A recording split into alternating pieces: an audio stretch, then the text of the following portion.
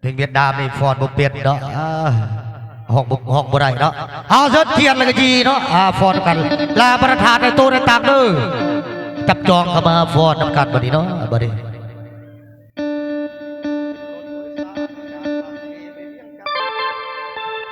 เอาจุดจวดบัดนี้ฟอนเนาะ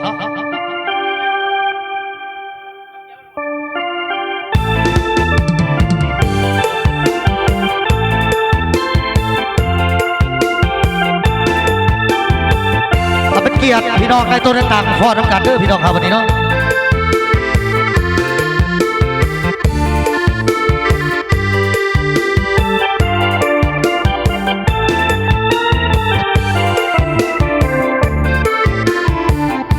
ขี่รถโดยสารจากปากเสียไปเวียงจันทร์คนโดยสารโศกันว่าอดใจไว้ให้น้องโป่งล้ออดใจไว้ซื้อปีกไก่ตาปงเพราะว่าทินตาปงเพิ่นมีปีกไก่ใหญ่เมื่อใดมาเห็นเพียงครั้งเดียวก็ลุกลงน้องสาวงามหน้าปงกินเมืองคงประทับใจ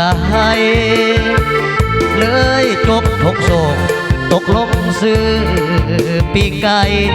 มีแต่เพิ่นกล่าวไว้เป็นคำหอกตอนใส่กันปีกไก่หน้าปกเก็บกับเหล้าขาวเมืองคงเมาแล้วก็คงสาวคนลับวงสารวัตรเด็ดกันเองสาวว่าอย่าเก่งใจกันฟอนจากบ้านสารวัตรไอ้ต้องโยกขึ้นโยลงถ้าหากได้ฟังเสียงแทบทำนองสารวัตรจงวิวรณ์นอนฝัน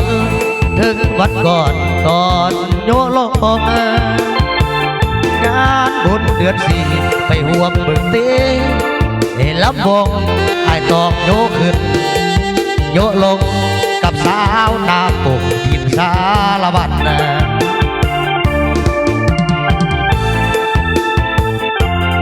เกี่ยวกันเด้อเกี่ยวกันเนาะพี่น้องเขา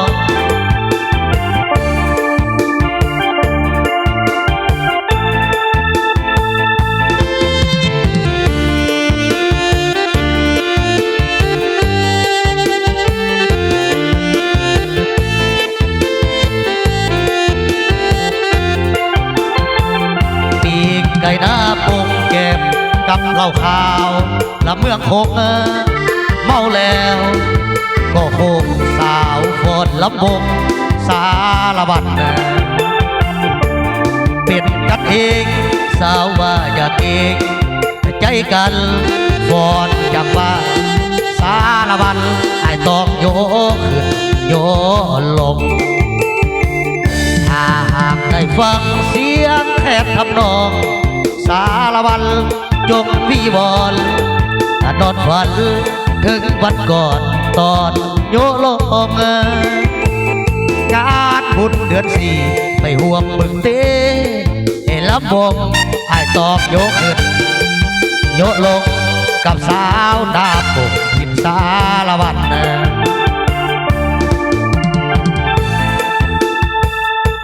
เอาสองช้อนเด้อวันนี้เนาะ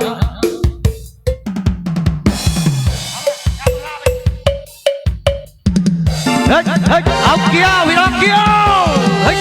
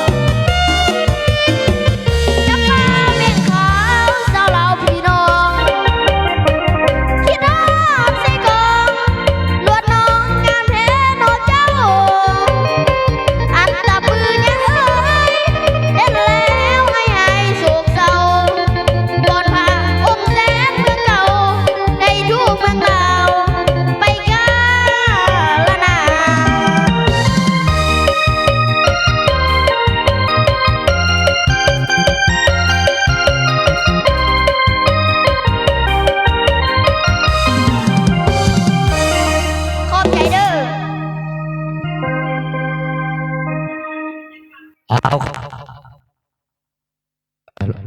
ขอบคุณใจเด้อเด้อบริษัทเสถียรเด้อแล้วก็ท่าน